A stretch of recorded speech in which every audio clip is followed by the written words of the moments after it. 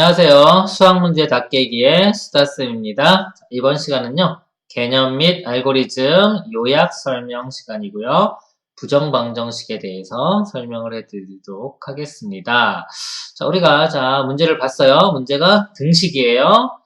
분석을 해봤더니 등식 중에서 방정식입니다. 근데 방정식이면 또 여러 가지가 있죠? 1차, 2차, 고차, 연립, 부정 중에서 보니까 부정방정식이에요. 그러면 이쪽 파트로 오시는 거예요. 이제 알고리즘 파트. 여기서부터 또 부정방정식 그 안으로 들어가 보는 겁니다. 일단 부정방정식이 뭔지 정확히 알아야 되니까요. 부정방정식을 볼게요. 식이 개수가 있고요. 미지수의 개수가 있는데, 미지수의 개수가 더 많아요. 그럴 때 부정방정식이 되는 겁니다. 미지수의 개수가 많고 식은 적으면요. 해가 무수히 많이 나오게 돼요. 해의 개수가 무수히 많이 나오게 됩니다. 이것을 부정방정식이라고 하는 겁니다. 아시겠죠? 해와 미지수 개수가 똑같으면 보통 연립방정식이 되는 거예요. 해가 딱 결정이 돼요. 근데 지금 이 식이 부족하기 때문에 해가 무수히 많이 나옵니다. 예를 들면 이런 거예요. x 플러스 y는 5 이렇게 나왔어요. 미지수가 2개인데, 미지수가 2개인데, 식은 1개밖에 없죠, 그쵸? 미지수가 많죠? 이게 부정방정식이에요. 얘를 만족하는 해는 무수히 많습니다. 자연수라는 범위가 이렇게 조건이 주어지면 몇 개 안 되겠지만, 그게 없으면 0, 5도 되고, 마이너스 1, 6도 되고, 0.1, 4.9 이런 것도 되고, 무수히 많아집니다. 이런 게 부정방정식입니다. 그래서 이 부정방정식의 좀 특징을 보면요. 항등식과 방정식의 중간이에요. 그렇게 보셔야 돼요. 지금 이렇게 제가 글로 이렇게 막 써놔서 여기 수학하는데 왜 자꾸 글이 나오고 재미없는 것 같다 이렇게 생각하실 수 있는데 어떻게 보면 이 글이 더 중요한 거예요. 문제 하나하나를 푸는 거는 숫자로 풀긴 하지만 그 전체적인 거 있죠. 전체적으로 접근해가는 방법이라든가 이런 것들은 글이에요. 그래서 수학을 잘하려면요. 제가 지금 쓰고 있는 이 글 이런 것들의 의미를 잘 생각하셔야 돼요. 그래야지 수학 잘할 수 있어요. 특히 상위권 학생일수록 제가 쓴 요 이렇게 개념판 만들어 놓은 거 있죠? 여기 쓰여 있는 글씨들을 잘 보시길 바래요. 그것이 엄청 중요한 겁니다. 그래서 부정방정식은 항등식과 방정식의 중간 정도라고 보시면 돼요. 그렇죠? 이게 문제 풀 때 무슨 의미가 있을까 이렇게 생각하실 수도 있지만은 해석하는 데서 되게 중요한 부분이 되는 거예요. 우리가 이 부정이라는 말을 잘라보면은 부정은 정해지지 않았다.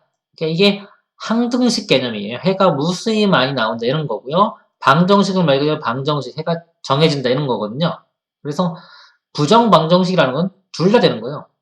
그래서 방정식과 항등식의 가운데 있다 이렇게 생각하셔야 돼요. 그래서 부정방정식 문제를 풀다 보면은 항등식의 성질을 이용하면은 문제를 쉽게 풀 수 있는 경우도 있어요. 그래서 항등식의 성질을 이용을 해서 간단한 풀이를 할 수 있는 경우가 있습니다. 그래서 요거에 대한 거는 빠른 풀이 같은 거 제가 다른 곳에 또 설명을 해놨어요. 그리고 또 항등식 또는 부정방정식 풀 때 제가 설명을 드릴 거예요. 거기서 보시고요. 요거 보시면 볼게요. 변수가 변할 때, 어떤 변수가 변할 때 구하고자 하는 값이 변하지 않으면 수치 대입법을 이용을 해서 간단하게 구할 수가 있어요. 답을 알아낼 수가 있고요. 값이 변하면 함수로 접근한다. 이렇게 써놨어요. 이 글만 보면 무슨 말인지 모르시겠죠? 그렇죠? 공부를 많이 하면 알 수도 있는데, 간단하게 한번 제가 설명을 드릴게요. 이게 이제 식을 보는 방법이기도 해요. 식을 정확히 보는 게 되게 중요한데, 예를 들어서 x 플러스 y는 2라고 할게요. 이렇게 주어졌을 때, 만약에 2x 플러스 2y의 값을 구하라 이런 문제 있을 수 있고요. 예를 들어서 또는 2x 플러스 y제곱의 값을 구하라 이런 문제가 있을 수도 있어요. 그렇죠? 문제가 분석을 할 때, 그럴 때 식을 볼 때요. 여기서 제가 x, y 값을 막 바꿔봐요. 바꿔봤는데 우리가 구하고자 하는 값이 변하지 않을 수도 있고요. 이게 변할 수도 있어요. 변하지 않으면은 보통 그냥 값을 구하라 이렇게 문제를 내요. 얘의 값을 구하라. 그러니까 만약에 변하면요. 이렇게 변하면요. 최대값 또는 최소, 최대 최소를 구하라 이렇게 문제를 내는 거예요. 자, 이게 문제의 그런 그 유형이에요.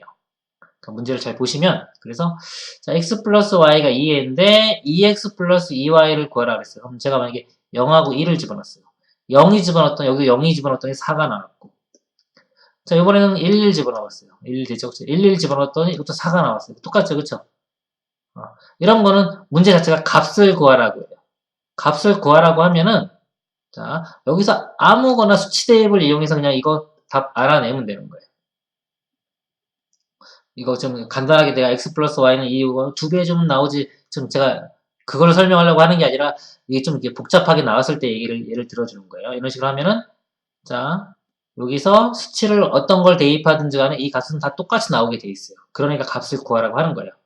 이런 경우는 뭐다? 간단하게 수치 대입을 해도 답을 알아낼 수가 있다.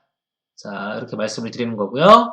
자, 이런 경우 보면은 아까 0이 집어넣으면요. 0, 2 집어넣으면은 4가 나오죠. 그쵸? 11 집어넣으면 11 집어넣으면 3이 나오죠. 다르죠. 그쵸? 그러니까 이런 거는 값을 구하라고 못 내요. 출제 자체를. 이런 경우는 최대 최소를 구하라고 문제를 냅니다. 그러니까 이런 경우는 함수가 되는 거예요. 함수가. 그래서 이런 경우는 예를 들어서 여기서 지금 뭐 y를 없앨까요? x는 2-y 되겠죠? 이렇게 대입하는 거예요. x 대신에 2-y 이렇게 y제곱 되겠죠? 그럼 이거는 함수 문제가 되는 거예요. 최소값 구하라. 이렇게 되는 거예요. 그래서 이런 내용은 저랑 나중에 이제 수업을 좀 많이 하면은 무슨 말인지 좀 이해를 더 쉽게 하실 거예요.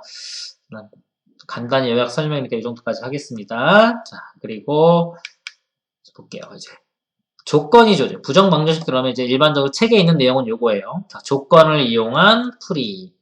자, 부정방정식은 해가 무수히 많이 나오기 때문에 문제를 못 내요. 그래서 문제를 내려면은 어떤 조건을 주어져서 해를 줄여주는 거예요.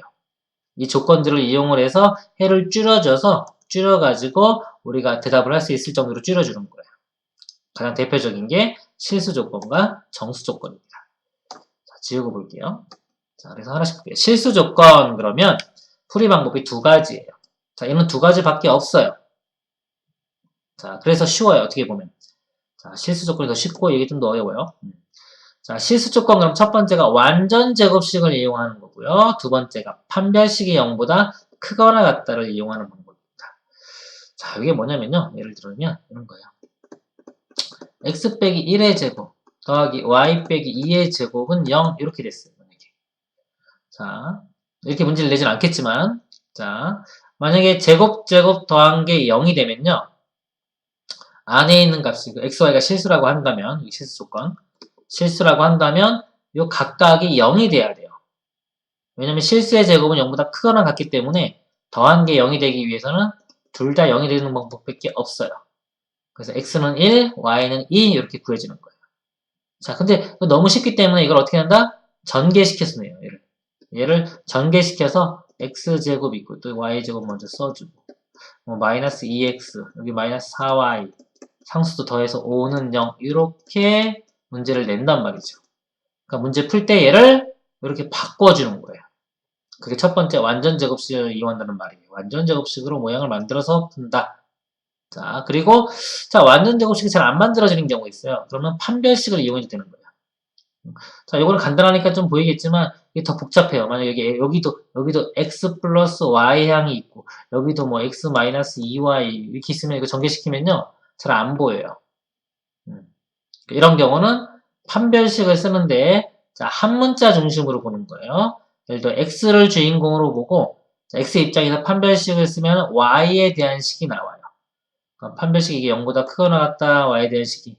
그래서 요거를 풀면은 예를 들어서 이 부등식이지만 하지만 y값이 보통 한 개로 결정이 됩니다. 그 y값을 대입하면은 x값 나오는 거예요. 다 한 개로 결정이 돼요. 한 개로 결정이 안 되면 도대체 문제 못 내요. 왜냐면 해가 무수히 많아지기 때문에. 그쵸? 그래서 실수 조건은 두 가지 방법. 자, 완전 제곱식이거나 판별식. 자, 문제 푸실 때는 자, 힐끔 봐가지고 완전 제곱식이 만들어질 것 같으면 완전 제곱식 하시고요. 조금 해봤는데 안 돼요. 그러면 판별식으로 가시면 돼요. 여기서 너무 오래 시간 끌지 마세요. 적당한 시간 좀 보고 안 되면 바로 2번 판별식 이용하시면 됩니다. 자, 그리고 정수 조건요. 자, 정수 조건은 자, 가장 많은 풀이 방법이 이거예요. 일반적으로 1차식 곱하기 1차식은 정수. 자, 이 모양을 만드는 겁니다. 1차식 곱하기 1차식은 정수. 자, 이것도 예를 들면 만약에 이렇게 있어요. 자, x-1, 자, y-2, 요게 3 이렇게 또 치죠. 자, 그러면 x, y가 정수라고 하면요. 이렇게 정수 곱하기 정수가 3이 되는 것은 많지가 않거든요. 자, 예를 들어 1하고 3, 3하고 1, 마이너스 1, 마이너스 3, 마이너스 요거밖에 없어요. 그쵸? 그래서 1, 3이 나오려면은 x값은 2가 되면 되고 y값은 5가 되면 돼요. 이런 식으로 쭉 구하시면 되는 거예요.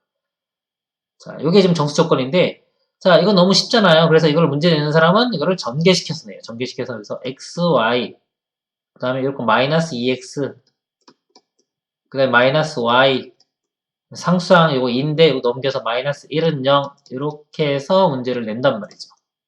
그쵸? 그러니까 이걸 문제를 내면은 이거를 이렇게 바꾸실 줄 아셔야 되는 거예요. 그게 지금 요 내용인 거예요. 1차식 곱하기 1차식은 정수로 만든다.